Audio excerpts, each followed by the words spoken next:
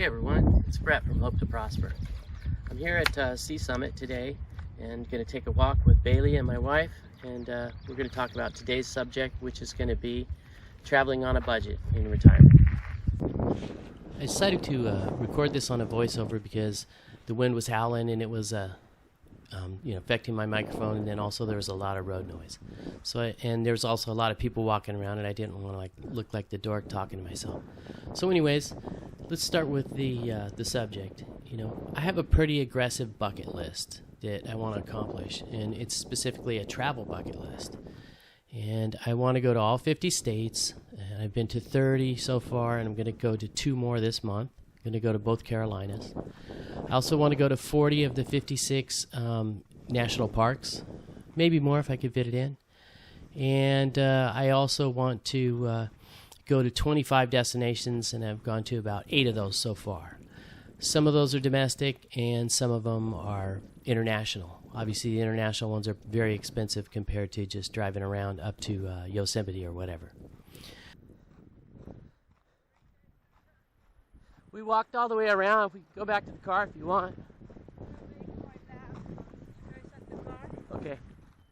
Come, Bailey. So the first way I meet all my travel aspirations on a budget is by taking long road trips. Long road trips are awesome. Once you're out there, they don't cost that much to stay out on the road. You don't have any cost for airplanes and things of that sort. And so they have pretty good value. 2 years ago, I took a long road trip and covered 10 states and saw 10 of my old friends that I grew up with. Last year, I went to New England, went to 7 or 8 states, 5 of which I had never been to. And this summer, I'm going to go on a long road trip to the Great Plains, and I'm going to see 5 new states there. Next year, I'm going to go on the Great Lakes road trip, and I'm going to go all over the Great Lakes. So long road trips are my favorite. You kind of get worn out, but like I said, once you're out there and you could just keep going, they're fairly economical, and they're a lot of fun as well. So long road trips are my first suggestion for how to travel on a budget and see a lot of places you've never seen and not spend a lot of money. Second way I meet my travel aspirations on a budget is by staying in cheap hotels.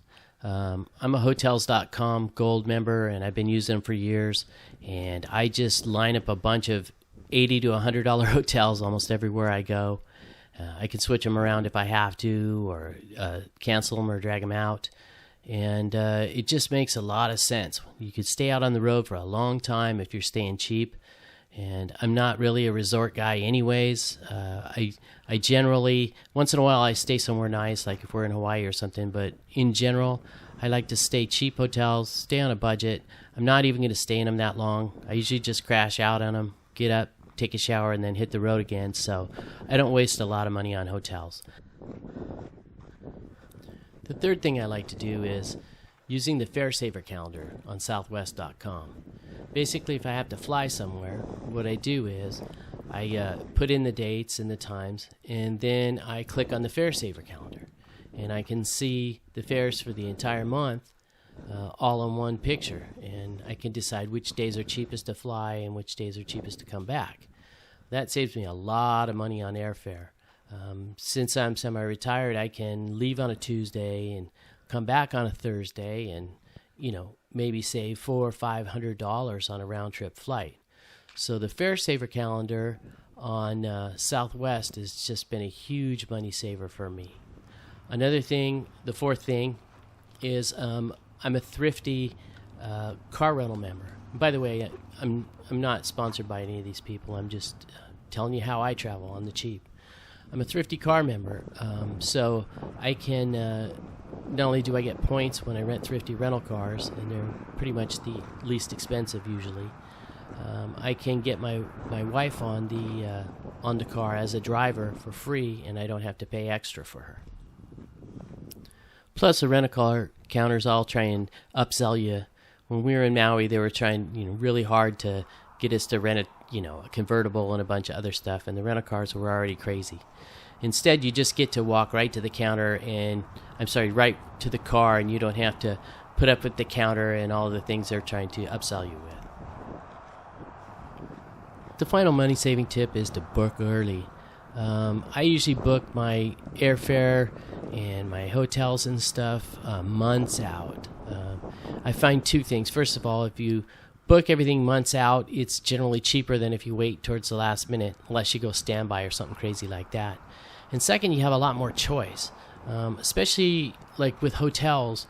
I can reserve the hotels and pay at the property, so it's not like I'm out a lot of money. You are with the airfare, obviously, but with the rent-a-car and the hotels, you pay when you use them. So there's no reason to wait last minute to book them. And especially with hotels and Airbnbs and VRBOs, you just get a lot more variety of stuff. There are a lot more options when you book early. So those are all my travel tips for today. We hope you enjoyed this little video and found it useful. If so, please like and subscribe, and we will catch you on the next video. I hope you have a happy life with health and prosperity.